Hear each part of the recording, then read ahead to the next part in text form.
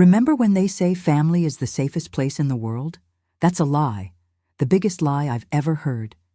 Because it was inside my own house, in my childhood bedroom with dolls on the shelf and drawings on the wall, that my brother did to me what even the devil wouldn't dare. And my father? Well, my father always thought the sun rose and set on that boy. Even today, at 73 years old, I can still hear that gruff voice saying, "Making things up again, girl?" Making things up. As if the belly that grew inside me at 14 was something I imagined. My name is Jessica Randall, but you can call me Miss Jessica. I was born in 1951 here in Oak Ridge, Tennessee, in a time when children had no voice, especially girls. Girls were supposed to stay quiet, obey, and be grateful. Today, sitting on the porch of my simple but honest little house on this hot July afternoon, I've decided to tell a story I've kept hidden for almost 6 decades. It's not a pretty story, mind you. It's the kind that makes your stomach turn, that makes you want to cover your ears, but it needs to be told. Because I know there are many girls out there going through the same hell I went through, thinking they're alone in the world. If you're listening to me now, tell me in the comments where you're from. I want to know if my story is reaching far, if there are people from all over America watching. And please, if you can, give the video a like and subscribe to the channel, because each like, each comment gives me strength to keep talking about what many people prefer to sweep under the rug. I remember like it was yesterday the first time I realized something was very wrong in my family. I must have been about 7, playing house in the yard, when I heard my father shouting at my mother in the kitchen. It wasn't anything new, he was always shouting, but this time was different. "Martha, stop coddling that girl. Let her learn that in this house I'm in charge, me and Tony." Tony, my older brother, 5 years older than me to be exact. Dark-haired, tall from an early age, with those green eyes that came from who knows where, because everyone else in our family had brown eyes. The neighbors were always saying he was too handsome, that he'd break many hearts. Little did they know that the first heart he'd destroy would be mine. My father, John Randall, was one of those men born in the wrong time. He thought women were meant to serve, that men don't cry, that one male child was worth 10 females. He worked at the nuclear plant. I don't know exactly doing what, but he always came home smelling of whiskey and cigarettes. When he was in a good mood, he ignored my existence. When he was in a bad mood, when he was in a bad mood, it was better to disappear. As for my mother, Martha Randall, a name that couldn't be more appropriate, she was a saint. Tiny, hair always tied in a tight bun, hands calloused from taking in other people's laundry. She tried, poor thing. Tried to protect me the best she could, but against my father there wasn't much she could do. "Stay quiet, my child," she'd whisper when Daddy started yelling. "It'll pass. It'll pass." The house where we lived was one of those 3-room places, a living room that served as everything, a bedroom for my parents, and a small room in the back that was mine and Tony's. In the beginning, when I was very small, we got along well. He taught me to climb trees, to fish in the creek that ran behind our house, to whistle. But as I grew older, things changed. It started slowly. A wandering hand here, a strange look there. I didn't really understand. I was a child, you know. I thought it was normal for a brother to want to hug his sister in that tight way, to want to sleep in the same bed even though he had his own next to mine. My mother sometimes came into the room in the middle of the night and saw him in my bed. "Tony, go to your own bed, boy." But he always had an excuse. He was afraid of thunder. He was cold. He missed when he was little. My father? My father thought it was wonderful. Look how much they love each other. Now that's a united family. And he'd pat Tony on the back with pride. He was the perfect son after all. He played baseball like him, drank like him, cursed like him. They were 2 peas in a pod. Father and son, thick as thieves, partners in everything. I, on the other hand, was the burden. The girl who was born when they wanted another boy. The walking disappointment. My father didn't hide it from anyone. "This one was a miscalculation," he'd tell his friends, pointing at me. "But what can you do? God wanted it that way." The first time I noticed something really weird was on an Easter Sunday. I was about 9, all dressed up in a yellow dress my mother had sewn. The whole family gathered, uncles, cousins, the house full. Everyone complimenting how pretty I looked, how I was growing into a young lady. Normal, right? Just family stuff. But Tony didn't like it. I saw it in his eyes. That sudden anger, that way of squeezing his soda cup until his knuckles turned white. When everyone went to the backyard for barbecue, he pulled me aside. "Think you're so pretty, huh? Trying to get attention?" I was confused. Attention from whom? I was just there, quiet in my corner, eating my piece of cake. But he continued, "You're mine, you hear? Mine. I don't want to see you giving anyone else the time of day." Mine? What did he mean, mine? Brothers don't own sisters. But that day, at that exact moment, something changed. The way he looked at me became different. Possessive. Dangerous. And I, even without really understanding what was happening, felt afraid. A cold fear that crept up my spine and made my stomach turn. I tried to talk to my mother. "Mom, Tony is being strange with me." She was washing dishes, hands full of suds, her always tired face. She stopped for a second, looked at me, and I saw it. I saw that she knew. I saw that she understood. But I also saw the fear in her eyes. The same fear I felt. "It's all in your head, honey. Your brother loves you. He just wants to protect you." And she went back to scrubbing the plates with too much force, as if she could also scrub away the truth that we both knew but couldn't speak of. That's when I understood something terrible. I was alone. My father on his side, my mother too afraid to do anything. And there I was, caught in the middle, a 9-year-old girl having to deal with a monster who slept in the room next door. Things got worse. He started coming into the bathroom when I was taking a shower. "Forgot my towel," he'd say. But he'd just stand there, watching. I'd shrink into the corner, try to cover myself with my hands. But he wouldn't leave. "What's the matter? I'm your brother. You don't have to be shy around me." I started bathing with my clothes on. Seriously. I'd go into the bathroom dressed, lock the door, and only take off my clothes inside the shower stall. Even then, he found a way. He'd break down the door, say he needed to use the bathroom urgently. My mother would complain about the broken latch. My father would say it was my carelessness. Nights were worse, much worse. He'd wait until everyone was asleep and come to my room. At first, he'd just sit on the edge of the bed, running his hand through my hair. "You're beautiful, you know that. The most beautiful in the family." I'd pretend to sleep, squeeze my eyes shut, pray for him to go away. Sometimes it worked. Sometimes it didn't. When I turned 11, things completely spiraled out of control. It was on my birthday, actually. My mother had made a simple cake, cornbread with strawberry jam. Just the 4 of us sang "Happy Birthday," no friends, no party. My father gave me an old doll he found somewhere. "You're getting too old for this nonsense," he said. "But here you go." Tony gave me a necklace. A cheap plastic necklace, the kind they sell at dollar stores, but he made a big ceremony of it. For my beautiful little sister. And he hugged me in front of everyone. A hug that lasted too long, held too tight. I felt his hand sliding down my back, stopping where it shouldn't. I looked at my mother in desperation. She looked away. That night, he came to my room again. But this time it was different. This time he didn't just watch. "You're a young lady now," he whispered in my ear. "Time to learn some things." I was shaking so hard the bed moved. I tried to scream, but he covered my mouth. "Be quiet. If you scream, I'll tell Dad you've been fooling around with Mike from the grocery store. You know what he'll do to you." I knew. Of course I knew.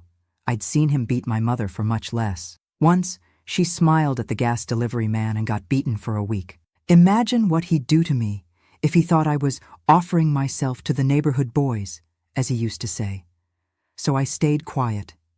I bit the pillow and stayed quiet while my brother did things that even today I have trouble putting into words. It hurt. It hurt so much I thought I would die. But the physical pain was nothing compared to the pain in my soul. To know that this was happening and nobody would help me. The next day, I could barely walk. My mother noticed, of course. "What's wrong, Jessica? Why are you limping?" I made up that I had fallen. She didn't ask anything else, but when Tony wasn't looking, she put some antiseptic on my wounds. Her hands trembled, silent tears streaming down her face, but she didn't say anything. She never did. From that night on, it became routine. 2, 3 times a week, sometimes more. He'd wait until everyone was asleep and come. I learned to detach myself. It's amazing how the mind can escape the body when it needs to. I'd imagine I was flying, that I was a free bird in the sky, that I was anywhere but there, in that bed, with that weight on top of me. My father continued to think Tony was the greatest. The two would go out to the bar together, come back drunk, singing. "This is my son," he'd shout for the whole neighborhood to hear. "A real man, not like that boring girl Jessica." I was visibly withering.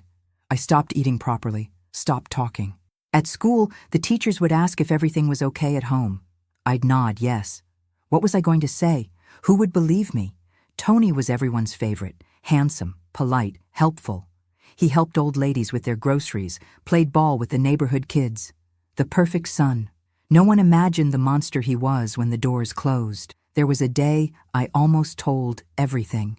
It was to Mrs. Johnson, the neighbor. She was different from the others. No husband, lived alone, worked outside the home. The other women talked about her behind her back, said she was a lesbian, that she wasn't respectable. But she was always kind to me. "Jessica, honey, you're not well," she said one day, finding me crying behind the church. "What's happening?" I opened my mouth to speak. The words were there, on the tip of my tongue. My brother, he does things. But then I remembered my father, what he was capable of doing, not just to me, but to my mother, to anyone who got involved. And I shut up. "It's nothing, Mrs. Johnson. I'm just sad because I fought with a friend." She didn't believe me. I could see it in her eyes. But she didn't push. Years later, when everything had already happened, she sought me out. "I knew, Jessica. I knew, and I did nothing. Forgive me." I forgave her, of course. What could she have done? In those days, nobody talked about these things. It was a family secret, a forbidden subject, a shame carried in silence. When I turned 13, my body started to change. Breasts growing, hips widening, the period that came and scared me because no one had ever explained anything to me. My mother gave me some old rags and said, "Now you're a young lady. Be careful." Careful of what? I was already taking every precaution in the world, and it didn't help at all.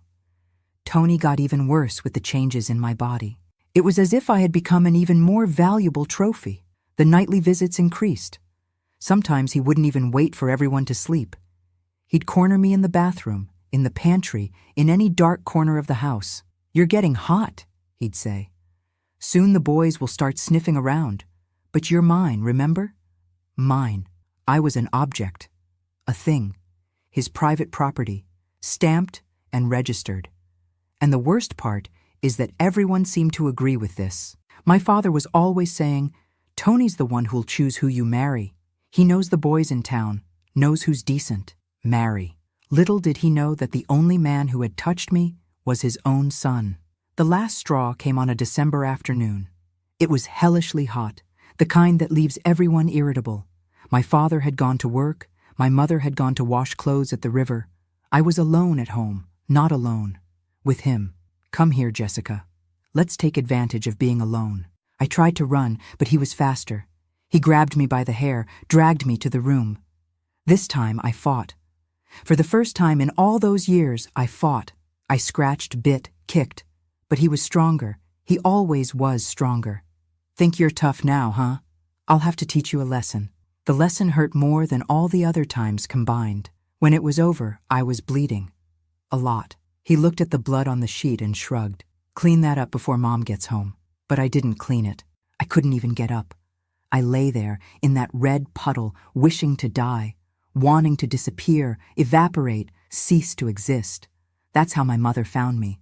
Her scream still echoes in my ears. A scream of horror, of pain, of guilt. She knew. Of course she knew. She always knew. My God, my child, my God. She hugged me, rocked me like when I was a baby. "Forgive your mother. Forgive me." That day, something in her broke. Or maybe it got fixed. I don't know. I just know that she picked me up, took me to the bathroom, washed me carefully. Then she made a bundle with our clothes. "We're leaving," she said. "Where to, Mom?" "I don't know, but we have to get out of here." But we didn't leave. When we were at the door, bags in hand, my father arrived. Drunk, as always. He saw the scene, understood immediately. "What nonsense is this?" my mother tried to explain. She stuttered, cried, begged, showed the blood, the bruises. My father listened to everything in silence. Then he looked at Tony, who had appeared behind him. "Is this true, son?" Tony shrugged. "Jessica's making things up, Dad. You know how women are. Must be jealous because I got a girlfriend." And my father believed him. Or pretended to believe. Or simply didn't care. He slapped my mother so hard she fell. "Stop protecting this whore. Want to run away? Run. But the girl stays. Someone has to cook and clean in this house." My mother looked at me. I saw the exact moment she gave up. On me, on herself, on life. She dropped the bag on the floor and went to the bedroom. We never spoke about that day again. Life went on. The nighttime visits continued. My body continued to be invaded. My soul continued to die little by little. But something had changed. I was no longer that frightened girl who bit the pillow not to scream. Now I was a survivor. And survivors do whatever it takes to stay alive, even if inside they've been dead for a long time. That's how it works in a house where the monster has the king's protection, where the queen is too weak to protect the princess, where screams are muffled and tears are invisible. That's how a girl learns that family can be synonymous with hell, and the worst was yet to come. The year 1965 started differently. I woke up on the first day of January feeling my stomach turning, but it wasn't a New Year's hangover. We didn't celebrate anything at home. It was nausea, the kind that comes from nowhere and makes you run to the bathroom. I thought it was something I ate. Little did I know that nausea would change the course of my life forever. January flew by. The nausea continued, especially in the morning. My mother noticed, of course. Mothers notice everything, even when they pretend not to see. "You eating spoiled food, girl?" I shook my head. Spoiled food we didn't have. We barely had good food, let alone spoiled. It was on a Tuesday in February that it hit me. My period was late, very late. I didn't really pay much attention to these things. I was never regular anyway. But when I put together the lateness with the nausea, with the sore breasts, with that strange desire to eat pickles with peanut butter, my God. No, it couldn't be. But it was. I remember the desperation I felt, sitting on the bathroom floor, counting on my fingers how many months it had been since I'd had my period. December didn't come. January didn't either. February was halfway through, and nothing. 3 months. 3 months carrying that inside me. The panic was so great that I threw up right there. This time, it wasn't pregnancy nausea. It was pure terror. 14 years old. I was 14 years old and pregnant by my own brother. How was I going to tell this? To whom? My mother already knew about the abuse and did nothing. My father would say it was my fault, that I seduced Tony, and him. What would he do when he found out? I decided to hide it. There was no other way out. I started wearing the baggiest clothes I could find. My father's shirts, my mother's loose dresses. I tied rags around my belly, tightened them so much it hurt. Anything to disguise the volume that was beginning to show. But a pregnant child's body can't be hidden for long. It was my mother who noticed first, of course. One morning in March, she came into the room while I was changing clothes. She saw the already prominent belly, the swollen breasts, the stretch marks beginning to appear. Her face lost all color. "Jessica, my child, are you—" I started to cry. It was the first time in months that I cried for real. Not that silent crying I had learned to do so as not to bother anyone. I sobbed so much I could barely breathe. "Mom, I didn't want this. I swear I didn't want to. He always—" She hugged me, hard, like she hadn't hugged in years. We cried together there, on the cold floor of the room, 2 women shattered by the same misfortune. "We have to tell your father," she said finally. The blood froze in my veins. "No, Mom, for God's sake, he'll kill me." "And what do you want me to do, Jessica?" "Soon it won't be possible to hide anymore." She was right. At 4 months, it was already difficult to disguise. At 5, it would be impossible. But the fear was greater than reason. "Let's wait a little longer. Just a little longer." She agreed. Poor thing. She was also terrified of my father. But she started taking care of me in secret. She saved extra food, brewed herbal teas that eased the nausea, rubbed oil on my stomach to prevent too many stretch marks. Tony continued coming to my room. It's surreal to say this, but he didn't notice anything. Men can be so oblivious when they want to be. He did what he did and left, not noticing that my body was changing, that I moaned not from pleasure. It was never pleasure, but from pain, because everything hurt more with the baby growing inside me. April came, and with it my desperation increased. The belly was already impossible to hide completely. I started wearing a shawl all the time, even in the scorching Tennessee heat. At school, I made up that I had a back problem. That's why I walked hunched over. The teachers believed it, or pretended to believe. But at home, it became increasingly difficult. It was on a night in May that everything fell apart. My father came home drunker than usual. He fought with my mother over the cold dinner, broke 2 plates, kicked the dog. Tony tried to calm him down, but not even the favorite son succeeded this time. "Where's that whore Jessica?" he bellowed. I was hiding in the room, praying for him to forget I existed. But that day, I wasn't lucky. He kicked down the door. He saw me huddled in a corner, trying to cover my belly with the shawl. He took 2 steps in my direction and stopped. His eyes went from my face to my stomach, back to my face, down again. "Take that rag off, Dad, Take that rag off." With trembling hands, I took off the shawl. I stood there, the 5-month belly clearly visible under the thin dress. The silence was worse than any shout. He turned red, purple, eyes bulging from their sockets. When he finally spoke, his voice came out low, dangerous. "Whose is it?" I opened my mouth, but no sound came out. Whose is it? How was I going to answer that? "I'm asking whose child this is." "John, calm down." My mother tried to intervene. He slapped her without even looking. "Shut up." He turned his attention back to me. "Whore, I knew it. Always knew you were no good. Who was it? The grocery store boy? The butcher's helper? How many were there, you slut?" The words cut me deeper than a knife. Slut. Whore.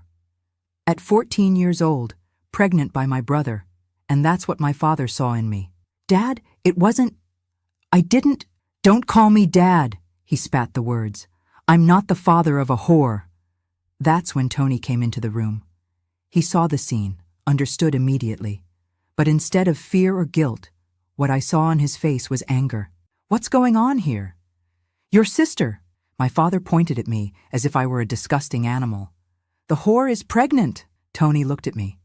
Our eyes met for a second. In that second, he knew I was going to speak.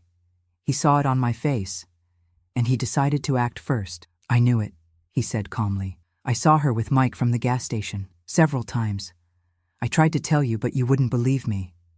Mike, the gas station attendant, a 16-year-old boy who barely looked at me. But just the mention of the name was enough for my father to explode completely. "That son of a bitch, I'll kill him!" And he went out the door, staggering drunk, but determined. Tony went after him, not to stop him, but to make sure the story would stick. I was left alone with my mother. She looked at me with a mixture of pity and despair. "Why didn't you tell the truth?" "Would it have helped?" I replied, too tired to cry. "Do you think he would have believed it?" She didn't answer. We both knew the answer. What happened next was an even worse hell. My father went after Mike, made a huge scandal. The boy's family was terrified, swore he had never touched me. And it was true. But my father had already spread all over town that the gas station attendant had abused the innocence of his daughter. In 2 weeks, Mike's family moved away from town. They fled from the shame, the threats, the gossip. An innocent boy paid for my brother's crime. And me? I officially became the family's shame, the lost one, the one who had dishonored the Randall name. My father wouldn't even look at me anymore. My mother took care of me in secret, but always with that look of someone carrying a burden too heavy. Tony. He became the hero, the brother who tried to protect the family's honor, the one who tried to warn the father about the sister's inappropriate behavior. Disgusting. At night, he still came to my room sometimes. Less than before, because now I was damaged goods, as he said. But he came. And when he came, he'd whisper in my ear, "This baby is mine. Never forget that. June passed slowly. July was even worse. My belly grew, the baby moved, and I withered inside. I stopped going to school. My father forbade it. I'm not going to be embarrassed by you anymore. I was locked up at home, a prisoner carrying another prison in my womb. The only outings were to church. My father insisted that I go, that everyone see my sin, my shame. The church ladies whispered, pointed, shook their heads in disapproval. I sat in the last pew, the shawl covering my now enormous belly, and prayed. Not for forgiveness. What forgiveness did I need? But for strength, for a way out, for a miracle. In August, 8 months pregnant, I could barely walk. Swollen feet, aching back, the baby weighing like lead. My mother delivered babies at home. She was a midwife in her spare time, when she wasn't washing clothes or getting beaten by my father. She prepared me for the signs, taught me how to breathe, how to bear the pain. It's going to be hard, she said. You're very young, very small, but we'll manage. We. As if she could share the pain of childbirth with me, as if she could carry with me the weight of giving birth to a child who was also my nephew. It was on a September dawn that the pains began. I woke up with a twinge in my back, then another in my belly, liquid running down my legs. My water had broken. I called my mother softly. She came running, assessed the situation. It's today. The following hours were a blur of pain. I bit a cloth not to scream, not to wake the men of the house. My mother boiled water, prepared clean rags, whispered words of encouragement. Strength, honey. Breathe. That's it. Like that. It's almost over. But it wasn't almost over. The baby was breech, wouldn't turn. My mother was sweating as much as I was, her skilled hands trying to maneuver him. Holy Mary, help my daughter, she prayed between procedures. It was 16 hours of labor. 16 hours that seemed like 16 years. When the baby finally decided to be born, I no longer had the strength to push. One more time, Jessica. Just one more. And it was in a last wave of pain that he was born. A boy. Small, but perfect. Dark hair, fair skin. His eyes, when he opened them, were green. Green like Tony's. My mother cut the cord, cleaned the baby, wrapped him in a swaddling cloth. When she placed him on my chest, I felt something I didn't expect. Love. Pure, devastating, unconditional. That little creature was not to blame for anything. He was innocent, pure, deserved all the protection in the world. What are you going to call him? My mother asked. Before I could answer, the door opened. My father came in, Tony behind him. They saw the baby, saw me exhausted and bleeding on the bed. It's a boy, my father stated. A shadow of something, pride, passed over his face. It quickly disappeared. Doesn't matter. A whore's son is always a whore's son. But Tony approached. He looked at the baby, saw the green eyes, the jaw already showing signs of being square like his. He smiled. The kid's handsome, he said. And for a moment, a brief moment, I saw in his eyes something like remorse? Guilt? No. It was possessiveness, twisted pride. That baby was living proof of his power over me. He'll be called Charles, my father decided. Charles, a proper man's name.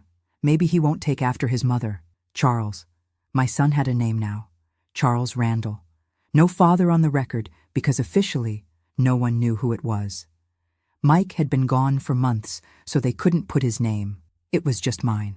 In the days that followed, the house was strange. My father pretended the baby didn't exist. My mother took care of us both as best she could. And Tony, he prowled. He'd watch the baby nurse, change diapers, sleep. Sometimes he tried to hold him, but I wouldn't let him. My whole body tensed when he came near. He's my son too, he said once, softly, when we were alone. No, I answered with all the firmness I could muster. He's mine, only mine. But I knew it wasn't true. In that house, in that family, nothing was just mine. Not my body, not my son, not my life. The milk was slow to come in. Charles cried with hunger. I cried with desperation. My mother made teas, massages, but it seemed my body refused to nourish that child who came from so much suffering. It was Mrs. Johnson, the neighbor, who saved the situation. She appeared with a can of formula, said it was left over from her grandchildren. A lie, of course. She had bought it. But she presented it in a way that my father couldn't refuse without seeming worse than he already was. Accept it, John. It's for the child. He's not to blame for anything. And so Charles survived his first months. Formula donated by the neighbor, clothes that mysteriously appeared at the door, a blanket here, a pacifier there. The town knew. Everyone knew. And some, few, tried to help as they could. But the situation at home only got worse. My father drank more, hit more. My mother visibly withered away. And Tony started making plans. When the kid grows up, he'll be just like me, he'd say. I'll teach him everything. He'll be my partner, my blood. The terror I felt hearing that was worse than all the violence I had suffered. My son. He wanted to turn my son into a monster like him. No. No way. I would die before letting that happen.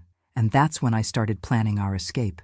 Alone, at 15 years old, with a baby of a few months, no money, nowhere to go, but I had to try. For Charles, for the innocent child who deserved a chance to be different, to be better, to be free.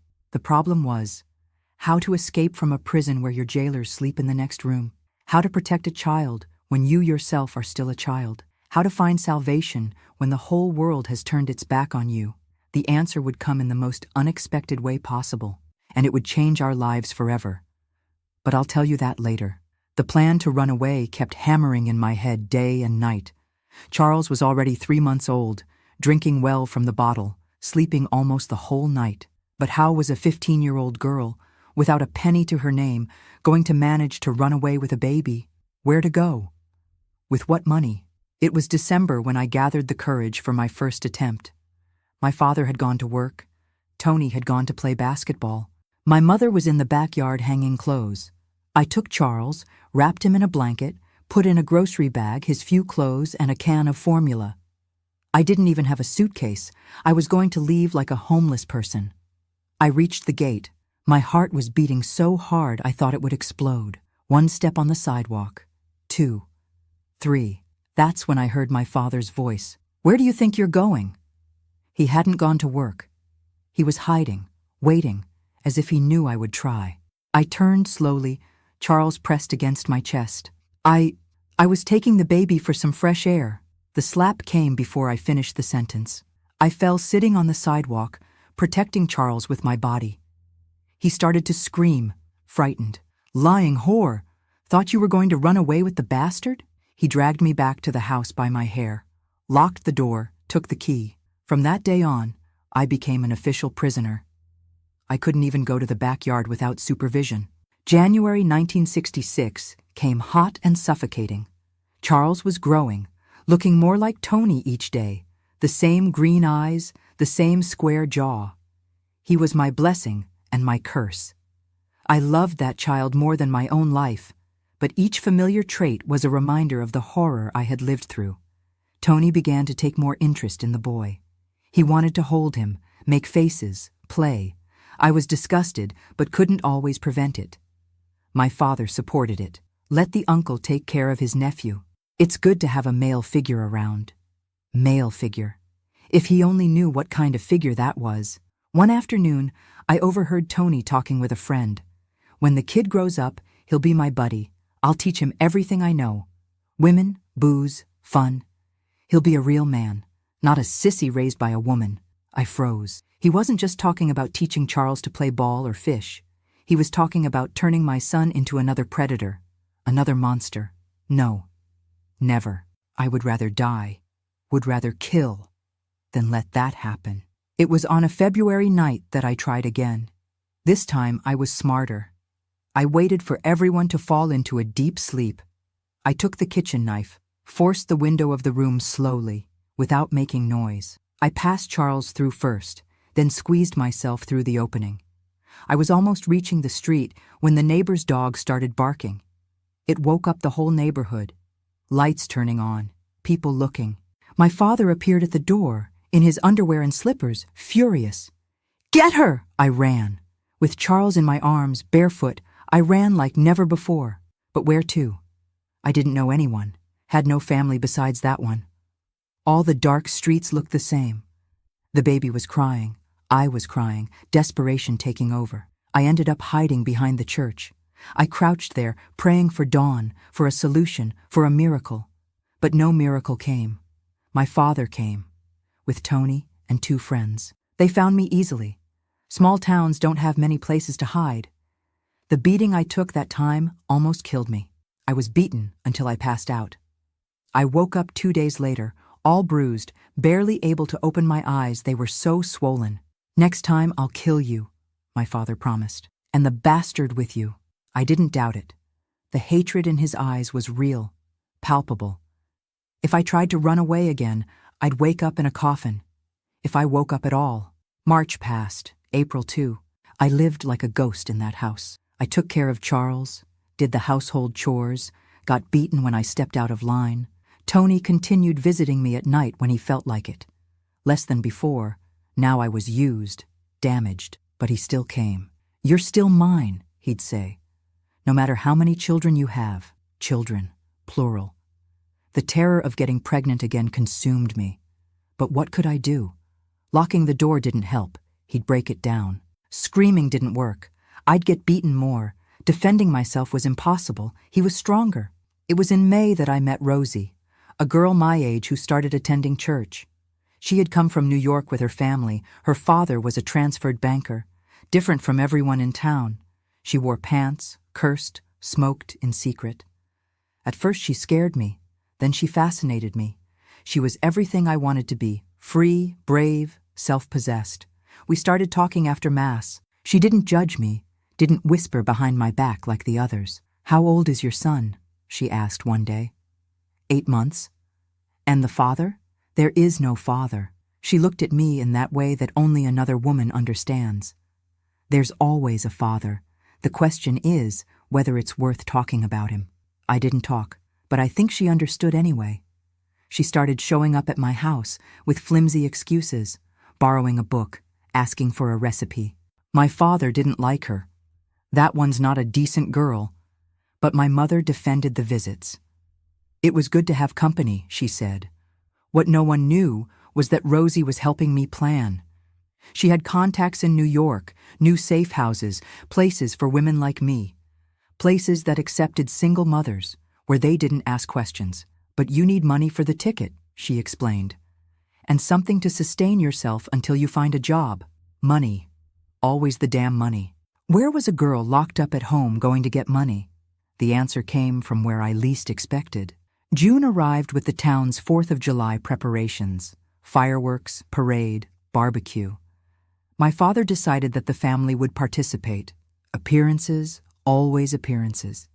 He forced me to wear a gingham dress, put a ribbon in my hair. Charles was in my arms with a little patriotic outfit. At the celebration, while my father drank with his friends and Tony danced with the girls, I managed to get a moment alone. I sat on a bench away from everyone, rocking Charles, who was restless with the noise. That's when she approached. The mayor's wife, Mrs. Laura Wilson. Rich, elegant, childless. Everyone knew she suffered from not being able to have babies. "May I hold him for a bit?" she asked, looking at Charles with that face of someone dying of longing. I let her. She took him with such care, such tenderness. Charles, who was shy with strangers, calmed down right away. He even smiled. "He's beautiful," she whispered.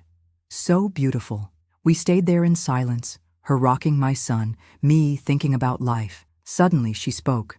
"It must be hard, so young, alone." "It is," I agreed. I had no strength to pretend. "If you need help, anything." I looked in her eyes. I saw kindness there. True kindness, not the fake charity of the church ladies. "Are you serious?" "I am. Very serious." And that's how it started. Mrs. Wilson began to help me in secret. She'd send care packages, clothes for Charles, sometimes money. Always discreet, always through third parties. My father thought it was charity from the church. With the money she gave, I started saving for my escape fund. I hid the bills in the lining of the mattress, among the diapers, in any corner I thought was safe. Penny by penny, bill by bill. July flew by. Charles was already crawling, babbling his first words. "Mama, was the first. I cried so much when he said it. It was proof that despite everything, I was a mother. A real mother, not just the girl who gave birth. August brought another frustrated attempt. This time, I didn't even get to leave the house. Tony caught me packing the bag at night. "Going on a trip, sis?" he asked with that cynical smile. Charles has a fever. I was going to take him to the clinic." Liar. He approached, cornered me against the wall. "You know what happens to liars?" His hand on my neck, squeezing. Not hard enough to kill, just to remind me that he could. "If you try to run away again, it won't be Dad who kills you. It'll be me. And the bastard? Well, we can always make another one, right?" The threat to Charles was what broke me. I could endure anything, but not losing my son. I put away the bag, dismantled the plan, for now. September came, and with it Charles's first birthday. I made a simple cake with what flour I had. We sang Happy Birthday softly. My father didn't like fussing. The boy clapped his hands, smeared his face with frosting. For a moment, a brief moment, we were just a mother and son celebrating life. But reality returned quickly. That night, Tony drank too much. He came into my room staggering, reeking of whiskey. "It's been a year today," he said, looking at Charles sleeping in the makeshift crib. "A year since my son was born." "He's not your son," he laughed, an ugly laugh without humor. "No? Look at him closely, the eyes, the jaw. He's the spitting image of me." "Get out of my room." "Your room." More laughter. "Nothing here is yours, not the room, not the son. You're mine. Forgot?" He grabbed me. I tried to fight, but he was strong, was drunk, violent. Charles woke up with the commotion, started crying. "Shut him up," Tony growled. I broke free, ran to the crib. I rocked Charles, desperate to calm him. Behind me, I felt Tony approaching. "Good to see you two together, mother and son, my family, his family." Bile rose in my throat. I held Charles tighter, as if I could protect him with my body. "One day," Tony continued, voice slurred with alcohol, "one day I'll tell him. I'll tell him who his real father is, and then the three of us will be a real family." That was the last straw. There, at that moment, with my son in my arms and that monster at my back, I made a decision. I was going to run away, even if it cost my life. But I was going to get Charles out of there, was going to save him from that hell.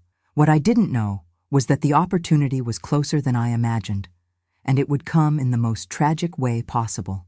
October started differently. My father was strange, quieter, drinking less. At first I thought it was just in my head, but my mother noticed too. "John's acting odd," she commented one day, washing dishes. "He's tired, no appetite." It was true. The man who had always been a bull, strong and brutish, seemed to be withering. Yellowish skin, sunken eyes. But nobody said anything. In our house, showing concern was a sign of weakness. It was on an October morning that everything changed. I woke up to screams coming from my parents' room. I ran there with Charles in my arms. My father was lying on the floor, convulsing. Foam coming from his mouth, his whole body rigid. My mother kneeling beside him, trying to hold him. "Call for help," she shouted. Tony appeared, frightened. For the first time in my life, I saw real fear in his eyes. He ran to call the pharmacist. He was the closest thing to a doctor we had back then. But it didn't help. By the time Mr. Thompson arrived with his medicine bag, my father had stopped foaming, stopped moving, stopped breathing. "Heart attack," the pharmacist diagnosed. "Massive. Nothing could be done. Dead." My father was dead. The man who terrorized me my whole life, who allowed all the abuse, who called me whore and slut, dead there on the bedroom floor in pajamas and slippers. I should feel something. Sadness, relief, anything. But I only felt emptiness. A huge emptiness, as if a weight I had been carrying for years had suddenly disappeared, and I didn't know how to walk without it. The wake was that same afternoon. In a small, hot town, you can't wait. The house filled with people, relatives I'd never seen, friends from the bar, colleagues from the plant, all lamenting, all pretending that John Randall had been a good man. He was strict, but fair, they'd say. He took care of his family, an honest worker. Lies. But lies that everyone preferred to believe. Tony became the man of the house overnight. He received the condolences, organized the funeral, made the decisions. I saw in his face the pride of assuming his father's post. The new boss. The new owner. It was at the cemetery, watching the coffin being lowered, that it hit me. My father's death meant one thing. A chance. Maybe the only one I would have. The man who imprisoned me, who watched me, who threatened to kill me if I ran away, no longer existed. I looked at Tony on the other side of the grave. He was holding my mother, playing the role of the devoted son, but his eyes met mine. And in the midst of the mourning, the whole theater, he smiled. A small, discreet smile. Just for me. The smile said it all. Now I'm in charge. Now you're even more mine. But he didn't know. Didn't know that at that exact moment, watching the dirt fall on my father's coffin, I was planning my freedom. Our freedom, mine and Charles's. My father's death wasn't a tragedy. It was a miracle. The miracle I had prayed for so long. The first days after the funeral were a mess. People coming and going from the house, bringing food, giving condolences. My mother walked through the house like a lost soul, not knowing what to do without her husband to order her around. Tony was strutting around, playing the head of the family, receiving the inheritance paperwork, signing documents. But I wasn't wasting time. While they dealt with the bureaucracy of death, I was planning life. Rosie showed up on the third day, with her way of not caring about conventions. So? Going to take the chance? I looked at Charles playing on the floor. 14 months already, walking on those wobbly little legs, saying random words. My beautiful, smart boy, who deserved better than that cursed house. I am, but I need to be smart. When? Soon. Before he takes over everything for good. The plan was simple.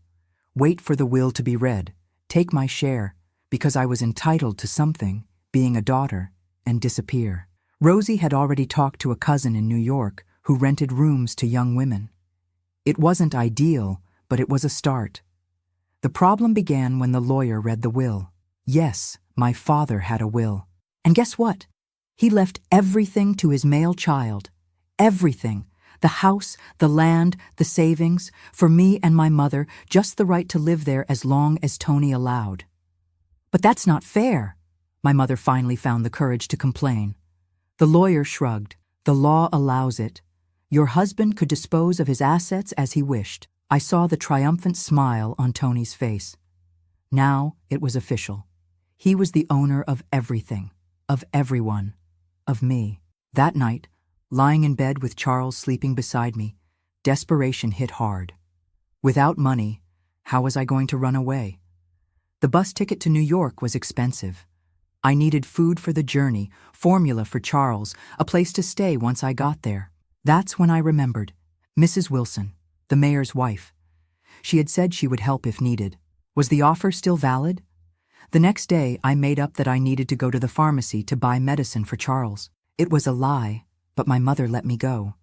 She was so lost without her husband that she didn't question anything anymore. I ran to the mayor's house. Huge mansion, manicured garden, high fence. I clapped at the gate, my heart in my mouth. What if she didn't want to receive me? What if she had regretted the offer? But she came. Beautiful as always, silk dress, gentle smile.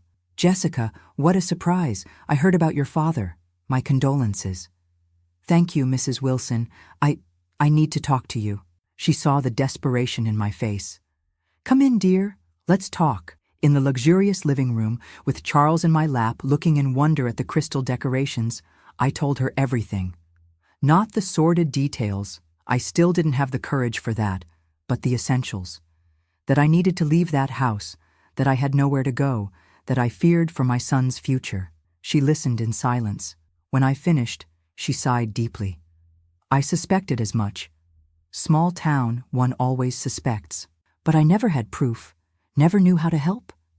Now you can. Please, I just need money for a ticket, to start over. She became thoughtful. After a time that seemed eternal, she spoke. I can do better than that. I have a friend in Washington, D.C., owner of a family boarding house.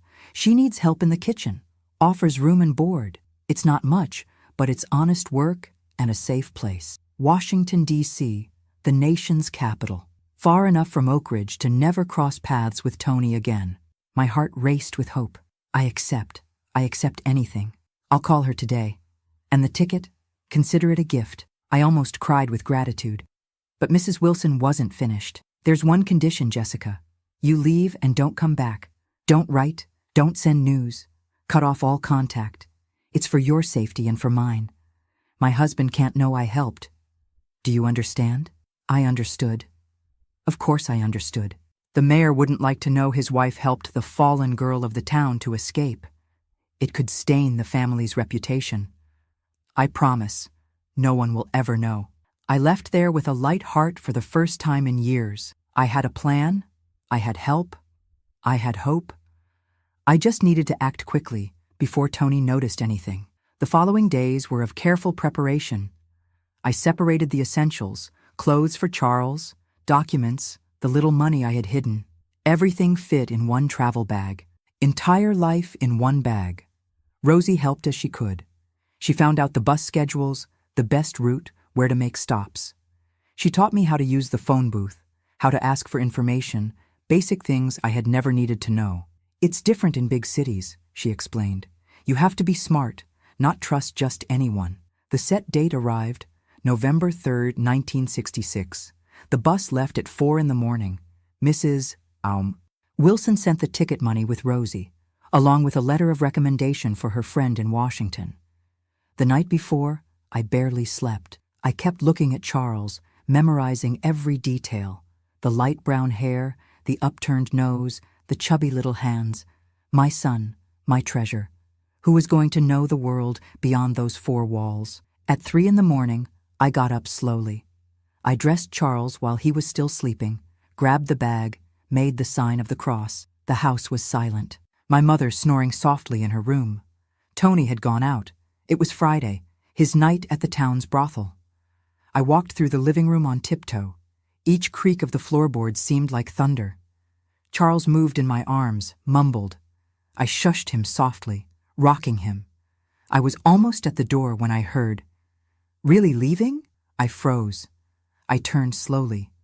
My mother was there, standing at the kitchen door.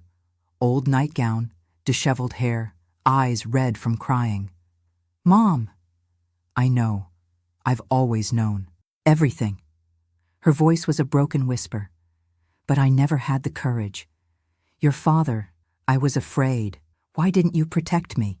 The question came out before I could hold it back. Years of hurt in one sentence. She lowered her head. "Because I'm weak. Always have been. But you're not. You're strong, Jessica. Stronger than I'll ever be." We looked at each other in the dark, mother and daughter. Two opposite destinies. "Go," she finally said. "Go and don't look back. Take care of that boy. Give him the life you deserve." I approached, kissed her face. Wrinkled skin, smell of lye soap, taste of tears. "Goodbye, Mom. Goodbye, my daughter." I went out the door without looking back. The dawn air was cold, cutting. Charles nestled against my chest, going back to sleep. I walked quickly through the deserted streets. Each step took me further from that house, that life, that nightmare. The bus station was small, poorly lit. Rosie was already there, faithful to the end. "I thought you weren't coming anymore." "I almost didn't. My mother." "She knows?" "She always knew." Rosie nodded. Between women, some things don't need to be said. The bus arrived, puffing, releasing black smoke. The driver, a pot-bellied old man, took my ticket without looking. "Washington, huh? Long trip. 18 hours if we don't break down on the way." 18 hours. Almost a whole day moving away from hell, approaching who knows what. But anything was better than staying. I climbed the steps with difficulty, balancing Charles and the bag.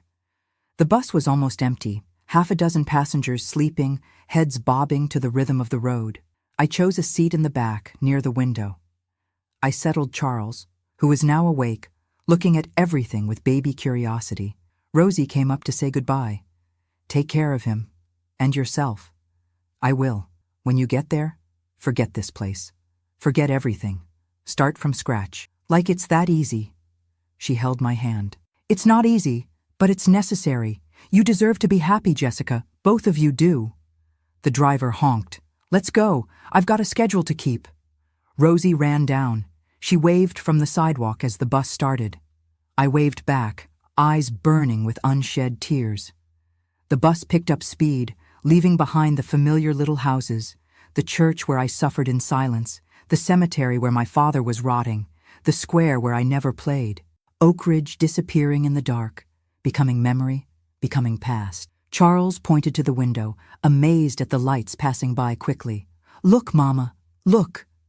Yes, my son, we're leaving, far, far away. He clapped his hands, happy with the adventure. So small, so innocent.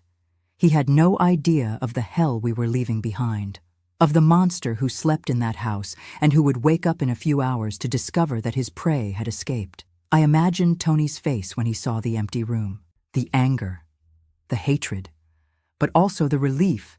Now he wouldn't have to share the inheritance or support his sister's bastard. Yes, he would be furious at first, but then he would find another victim. Men like him always do. The town was full of defenseless girls, of passive fathers, of weak mothers, but I was no longer one of them. The road stretched ahead, a ribbon of asphalt cutting through the fields. The sun was beginning to rise, painting the sky pink and orange. Charles slept in my lap, soft breathing, little hand clutching my blouse. 18 hours. 18 hours to leave Jessica Randall behind and be born another person. Someone without a past, without trauma, without fear. Someone who could start over. I rested my head against the window, watching the landscape change. Sparse fields, poor little towns, isolated gas stations. The deep South passing before my eyes, so big, so full of possibilities. In Washington, nobody knew me. Nobody knew my story. I could make up anything. War widow, country girl trying her luck, ordinary single mother. Anything but the truth. The truth would remain buried in Oak Ridge, along with my father, along with my innocence, along with the girl I was and would never be again. Charles moved, mumbled. I gave him the breast. I still breastfed, more for comfort than for hunger. He sucked eagerly, green eyes looking at me with absolute trust. Green like his father's, but that didn't matter anymore. They were just eyes, beautiful eyes of my beautiful son, who would grow up free, happy, never knowing where he came from. The bus swayed, the engine rumbled, the hours passed. Quick stops in little towns whose names I didn't even know. People getting on and off, lives crossing for moments. At one of the stops, I got off to use the bathroom. Woman alone with baby always draws attention. An older lady offered to hold Charles while I went. Thank you, but I'll take him with me. Never. Never again would I leave him alone with strangers. Never again would I blindly trust. I had learned in the worst way that danger lives where you least expect it. Back on the bus, I ate the lunch that Rosie had prepared. Sandwich, a banana, water in a little bottle. Simple food, but with the taste of freedom. The afternoon fell. The night came. Charles slept most of the journey, waking only to nurse or when the bus shook too much. I didn't sleep. I couldn't. Each mile was a victory, each town passed a relief. Finally, it was almost midnight when the driver announced, "Next stop, Washington, D.C. bus station. Those getting off, get your stuff ready." Washington. We had arrived. I looked out the window and saw the lights of the city. Large blocks of concrete illuminated, wide streets, a completely different world from what I knew. I took a deep breath. The new life began now. Without looking back, as Rosie said. Without fear, as my mother never managed. Just Charles and me, against the world. The bus stopped. I got off with wobbly legs, body aching from the journey. Charles woke up with the movement, looked around startled by so much light, so much noise. "It's okay, my love. We've arrived." The bus station was enormous compared to Oak Ridge's. People everywhere, buses coming and going, vendors shouting. I felt lost, small, but also invisible. Perfect. It was exactly what I needed, to disappear into the crowd. I looked for a public phone, dialed the number Mrs. Wilson had given me. A female voice answered, "Good Hope Boarding House." "Hello, is Mrs. Martha?" "Mrs. Wilson sent me. Jessica Randall." "Oh, yes, I was expecting you. Come, dear. Take a taxi. Give the driver this address." A taxi. I had never taken a taxi in my life, but I learned quickly. Big cities teach you the hard way. The driver, a friendly middle-aged man, helped with the luggage. "First time in Washington?" "Yes. You'll like it. New city, full of opportunity." Opportunity. It was all I needed. The boarding house was in a residential area, a simple but clean building. Mrs. Martha was waiting at the door, a woman of about 50, gray hair tied back, checkered apron. "You must be tired. Come, I've prepared a room." The room was small but had the essentials: a single bed, an improvised crib for Charles, a dresser, a mirror. Luxury compared to what I knew. "The kitchen is on the ground floor. You start tomorrow, okay?" "I can. Of course I can." "Great. There are 3 meals a day for the guests. Breakfast at 6, lunch at noon, dinner at 7. Payment is weekly, plus room and board." I nodded to everything. I would work whatever was necessary. That first night in Washington, lying in the strange bed, with Charles sleeping peacefully in the crib beside me, I finally allowed myself to cry. Cry with relief, with fear, with hope, for everything I had lived and everything I was yet to live. Outside, the city slept. Planned city, modern, full of promises, where nobody knew me, where my past didn't exist, where I could be anyone. I chose to be Jessica Smith. Common name, without history. Young widow, husband died in a work accident. One among thousands of migrants who arrived every day in the capital in search of a better life. And it was true, in a way. I was migrating. I was seeking a better life. Just not for a dead husband. The past stayed in Oak Ridge. The future began there, in that cramped little room, in that strange city, with my son in my arms and freedom within reach. It wouldn't be easy, but it would be ours, and that was enough. Washington was my salvation and my challenge. The first months at Mrs. Martha's boarding house were hard, but in a different way. It wasn't the terror from before. It was the hardness of honest work, of the heavy routine, but one that was free. I'd wake up at 5 in the morning, leave Charles sleeping. Mrs. Martha took care of him while I worked, and go to the kitchen. Breakfast for 15 guests was no joke. Toast, fried eggs, freshly brewed coffee. Then I'd clean everything, prepare lunch, beans, rice, meat, clean again, prepare dinner. In between, I'd run to nurse Charles, change diapers, give him attention. But you know what? It was good. It was exhausting. It was sweaty. But it was mine. Nobody touched me without permission. Nobody invaded my room. Nobody called me a whore. I was just Jessica, the cook, the quiet but hard-working young woman. Charles grew strong. At 1.5 years, he was already running around the boarding house, playing with the guests. He was the joy of the place. Mrs. Martha melted for him. The chambermaids fought to play with him. For the first time, my son had a family. Odd, improvised, but a family. 1967 flew by. I saved every penny. The dream was to leave the boarding house, rent a little place just for us, however tiny, but ours, where I could raise Charles my way, away from curious looks, from uncomfortable questions. It was in 1968 that my life took another turn. A new guest appeared at the boarding house. Mr. Robert, a retired civil servant, recent widower, a man of about 60, educated, quiet. He'd stay there for weeks, then disappear, then come back. He noticed Charles. It was hard not to notice. A 2-year-old boy, smart, talkative, green eyes that drew attention. He started bringing little presents, a toy car here, a little book there. I thanked him, but kept my distance. Men who seemed too kind always made me wary. But Mr. Robert was different. He didn't try anything. He just talked, told stories, played with Charles. Gradually, I lowered my guard. He told me about his wife who died of cancer, about his children who lived far away, about the loneliness that weighed on him. "You remind me of my daughter," he said one day. "The same strength, the same determination. One afternoon, Charles fell while playing and scraped his knee. He cried so much that nothing consoled him. Mr. Robert appeared with a first aid kit. "I was an army medic," he explained, cleaning the wound. "I know how to take care of this." While he took care of Charles, talking to distract him, singing a silly little song, something changed in me. I saw there not a dangerous man, but a grandfather, someone who also needed family. The friendship grew slowly. He'd come to the kitchen, help peel potatoes while we talked. He talked about the times of Kennedy, the civil rights movement, the hopes for a new country. I listened, learned, dreamed. One day, he made the proposal. "Jessica, I have a house in Georgetown. It's been empty since my wife died. Too big for me alone.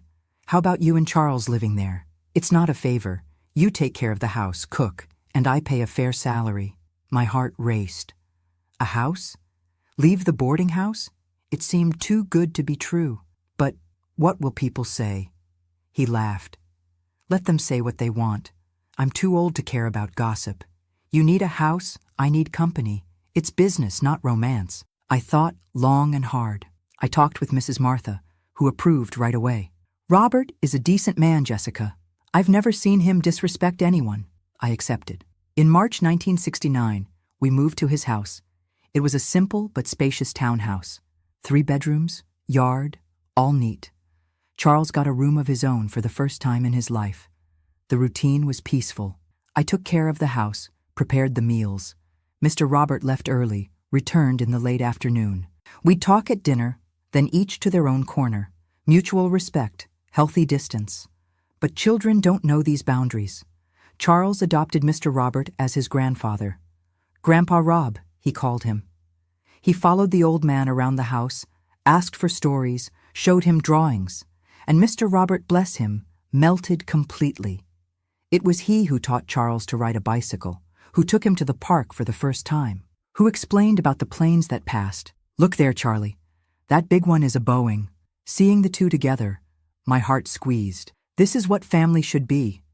Affection without malice, care without ulterior motives. Everything that was missing in my childhood, my son was having. 1970 brought changes. Mr. Robert fell ill, heart problem. I started taking care of him more closely. Medicine at the right time, special diet, forced rest. He complained but obeyed. "You're worse than a sergeant," he joked. "It's for your own good." I know. That's why I put up with it. On an afternoon at the hospital, after a bigger scare, he held my hand. "Jessica, I need to ask you something. If something happens to me, don't talk like that. Listen, if it happens, I want you to keep the house. You and Charles. I've already arranged the papers." I protested. It was too much I couldn't accept. But he insisted. "I don't have anyone, Jessica. The children barely call. You and Charles are my family now. Let me take care of you like you take care of me." I cried. For the first time in years, I cried with gratitude. Not for the money or the house, but for the gesture. Someone seeing me as a person, not as a thing. Someone wanting to protect me, not use me. Mr. Robert got better, but became more fragile. I started sleeping in the next room to hear if he needed anything. Charles slept between us two. In my room when he was afraid, in his when he wanted a story. In 1971, I enrolled Charles in kindergarten. 5 years old, smart as can be. Blue uniform, little backpack, gap-toothed smile. My pride, my miracle. "Mom, why don't I have a dad?" he asked one day, out of nowhere. I froze. I knew the question would come, but I wasn't prepared. "Your dad died, son, when you were a baby." "How did he die?" "Accident, working." "Was he nice?" I took a deep breath. He was. Yes, he was. A lie. But some lies are necessary. Some truths kill. Charles accepted the explanation. For now. But I knew one day I would have to tell more. Make up details, create memories, anything but the truth. 1972 came with the presidential election. The whole country stopped to watch. Mr. Robert bought a new TV, color. Total luxury. We watched all the coverage together. Me, him, Charles, some neighbors. When Nixon won re-election, Charles painted his face red, white, and blue, ran down the street with the other children. Normal, happy, free. Watching him there, celebrating with his little friends, I thought of Oak Ridge. Did it still exist? Was Tony still living there? Was my mother alive? I blocked the thoughts. That life had died. I was another person now. Jessica Smith, cook, single mother, Washington resident. The past didn't exist. But sometimes, in the sleepless dawns, it came back. In nightmares where Tony found me, where he took Charles from me, where everything started again. I'd wake up in a cold sweat, run to Charles's room, check if he was there, safe, sleeping peacefully. In 1973, Charles turned 7. Mr. Robert organized a party. Cake, balloons, kids from the whole street. I took photos with the camera he had given me as a gift. Frozen moments of unlikely happiness. That year, something changed between me and Mr. Robert. It wasn't romance. Neither I wanted it, nor did he try. It was something deeper. Complicity. Real family. Built day by day, in mutual care, in affection without demands. He got worse in the winter. Hospitalization after hospitalization. I divided myself between hospital and home, between caring for him and for Charles. Neighbors helped, teachers understood. A support network I never had before. One night at the hospital, he was too weak to speak loudly, whispered, "Jessica, you were the daughter I always wanted to have. Charles, the grandson I never met. Thank you, I replied, holding his hand. For everything. He died in September. Peaceful, sleeping, as he deserved. The funeral was simple. His children showed up, 2 men in suits with unfriendly faces.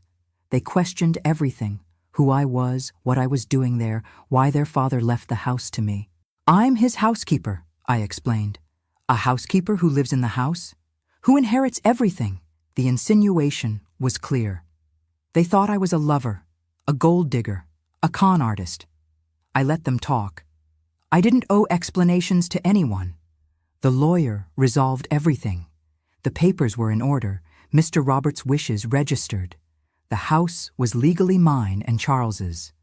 The sons left grumbling, promising to contest. They never appeared again. 1974 began differently. For the first time in my life, I had something of my own. A house, stability, a future. Charles was growing healthy, studious. I found a job at a diner nearby. I needed to work, earn our living. But the nights were difficult. Without Mr. Robert, the house seemed too big, too empty. Charles missed his surrogate grandfather.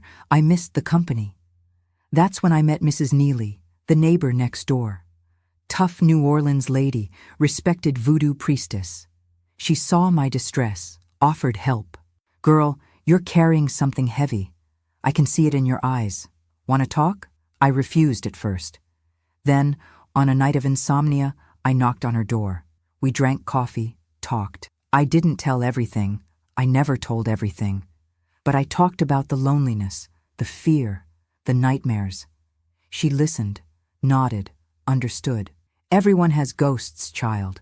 The secret is not letting them control us. We became friends. She looked after Charles when I worked late. I helped at her spiritual gatherings. Community, belonging, things I never had in Oak Ridge. Charles loved the stories she told. Saints, legends, myths. He learned about culture, religion, respect for differences. He grew open-minded, big-hearted. "This boy will go far," Mrs. Neely prophesied. "He has his own light." I hoped it was true. For him to go far indeed. Far from any shadow of the past, from any mark of the violence that created him. In 1975, Charles turned 9. Preteen questioner, curious about everything. The questions about his father returned, more elaborate. What kind of work did he do? Construction. He helped build Washington. Why aren't there any photos of him? We lost everything in a move. How did you two meet? Each question, a new lie. Each lie, another brick in the wall that protected him from the truth. I started writing. At night, after Charles was asleep, I put on paper the memories. Not to publish, God forbid, but to organize. To make sure I would never forget, even wanting to. Oak Ridge, Tony, the basement, the escape, all there in crooked letters, notebook hidden in the back of the drawer. One day I thought, when I die, someone will find it, will read it, will understand. But not Charles. Never Charles. 1976 brought adolescence for real. Voice changing, pimples on the face, interest in girls, normal, healthy, everything adolescent should be.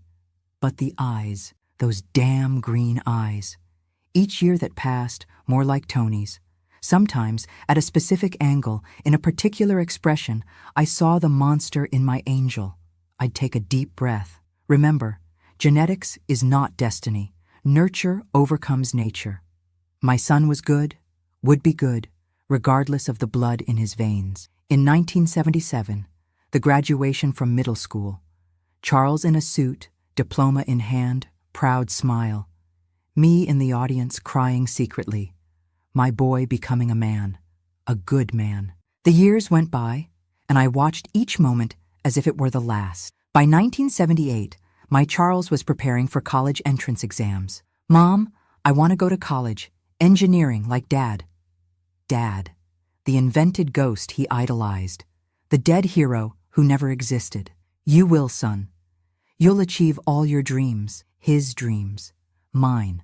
Those of the imaginary father I created to protect him.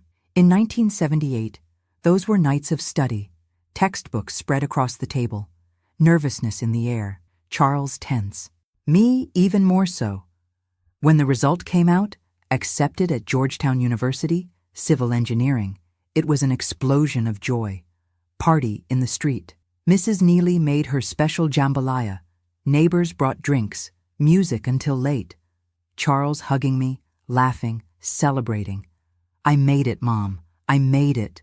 We made it, I thought. Against all odds, against everyone, we made it. College was expensive. Nobody warned about that. Books, materials, transportation. I went back to working 2 jobs, diner during the day, cleaning at night. Exhausting, but necessary for his future. 1979 brought news. Charles in his sophomore year, steady dating a girl from his class, doing an internship, becoming the man his father never was. Honest, hardworking, caring. One day he came home with his girlfriend. Claudia, classmate. Decent girl, studious, pretty. Traditional Washington family. Mom, this is the woman of my life. I smiled. He was 19 and already knew. Young love, but true love. 1980 was the year of graduation. My son, the engineer. Tears of pride, exploding chest. Him on stage, receiving the diploma, looking for my face in the crowd. Graduation party. Claudia's family present. Doctor father, teacher mother, lawyer siblings. Fine people, educated, treating me well despite everything. The single mother, the housekeeper, the one without a last name. Mrs. Smith, you raised a wonderful man, Claudia's mother said. He was born good, I replied. Lie, truth, both things. Born of violence, but chose love. A miracle I cultivated with blood, sweat, and silence. 1981 arrived with a wedding. Full church, veil and wreath, wedding march. Charles in a suit, Claudia in white, me as maid of honor. The groom's only family. Where are your relatives, Mrs. Smith? They asked. I don't have any, all dead. Another half-truth. Dead to me, at least. The priest talked about union, family, Christian love. I thought of Oak Ridge, of the forced marriage, of the terror disguised as sacrament. I compared it with this. 2 young people choosing each other, loving each other, respecting each other. The difference between hell and heaven. 1982 was blessed. First grandchild. Girl, Mary Claire. Beautiful, healthy, crier. Charles silly with fatherhood, Claudia radiant, me a grandmother at 51. I held that little creature in my arms, perfect, innocent. Real granddaughter. Real family. No secrets, no shadows, no fear. Grandma, she looks just like you, someone commented. I looked closely. Dark hair, upturned nose. Nothing of green eyes, thank God. Nothing that reminded me of him. 1984 brought the second grandchild, John Robert. Homage to Mr. Robert, smiling boy, calm. Charles building his own house, stable life, happy family. Everything I dreamed of, more than I deserved. Sometimes at family gatherings, I'd look around. Full table, people laughing, children playing. Normal, everyday, blessed life. Nobody imagined. Nobody would ever imagine. And that's how it had to be. In 1985, Charles took the big step. Started his own firm. Small, but promising. Government contracts, important works, respected name in the market. Mom, I want you to stop working. Let me take care of you now. I resisted at first. Independence was my security. But he insisted. Claudia supported. After all, I deserved to rest. I retired from cleaning. Life as a full-time grandma. Picking up grandchildren from school, making carrot cake, telling bedtime stories. Made-up stories, of course. Fairies, princes, happy endings. No real monsters, dark basements, desperate escapes. 1986 marked our move to a bigger house. Garden, pool, room for each child. Charles insisting that I live with them. You're the head of the family, Mom. Your place is with us. My place. After so much no place, I finally had one. But the past doesn't rest. On an insomnia night that same year, I turned on the TV, the news, stories from all over the country, and suddenly, a report. Town of Oak Ridge modernizes infrastructure. Oak Ridge. It still existed. Aerial images, interviews, progress. I looked for familiar faces, found none. 20 years change a lot of things. Was he still living there? Had he married, had children? Had he done to others what he did to me? I turned off the TV. Some portals should not be opened. Here we are. Me, at 73. Time flies when you're busy living instead of just surviving. Charles, a grandfather too. Gray hair, but same sweet smile. Mary Claire, a doctor like the surrogate grandfather she never met. John Robert followed his father's footsteps in engineering. Alice, a teenager, dreaming of being a writer. Great-grandma, have you ever thought about writing your memoirs? She asked the other day. I almost choked on my coffee. What memoirs, my angel? Grandma's life doesn't have much adventure. Lie number 1001. But some stories are not to be told. They are to be buried, forgotten, erased, so that the next generations can write their own, clean, without the stains of the past. These days I dreamed of Oak Ridge. First time in years, but it wasn't a nightmare. I dreamed of the town catching fire, turning to ashes, the wind carrying everything away. I woke up feeling light. Now, recording this video for the Grandparents' Tales channel, I tell this story for the first time. Why now? Maybe because time is running out. Maybe because other women need to hear it. Maybe because keeping secrets is tiring and I'm too old to carry this weight alone. If you've made it this far, thank you for listening. I know it was heavy, I know it hurts, but it needed to be said. There are many Jessicas out there, trapped in their own basements, thinking there's no way out. There is a way out. There's always a way. Sometimes it's a door, sometimes it's a window, sometimes it's a hole in the wall that you have to dig yourself, but there's a way out. The miracle wasn't the money for the ticket or the job offer or even my father's death. The miracle was that I believed I deserved better. It was having the courage to seize the chance when it appeared. Charles doesn't know this story. He will never know. Some would say it's wrong, that a son has the right to know where he came from. I say, a son has the right to be happy, to live without the weight of crimes he didn't commit, to believe his father was a hero, not a monster. I protected him his whole life from this truth. It's my last act of love, taking this secret to the grave, letting him continue to believe in the beautiful lie I built. Engineer father, died in an accident, mother's young love. Today I'm even grateful for his green eyes. They taught me that appearance doesn't define character. That evil isn't inherited, it's learned. And that a mother's love can transform any cursed inheritance into a blessing. If you watched this far, do this grandma a favor. Subscribe to the channel, leave your like, show that my story wasn't told in vain. And more, tell me in the comments where you're from. I want to know if this story is reaching women from all over the country. The link is here in the description. Come be part of this chain of strong women. Because our strength isn't in muscles or money. It's in surviving, in protecting, in transforming. My name is Jessica Randall, or rather, it was. Today, I'm Jessica Smith, Charles's mother, Mary Claire and John Robert's grandmother, Alice's great-grandmother. I'm the woman who chose life, not death, who chose love, not hate, who chose to lie to protect, not to speak to destroy. And if I had to choose again, I would do everything the same. Until never again, Oak Ridge. Until forever, new life. That was my story, our story. A story of miracles, yes, but miracles that we ourselves make happen.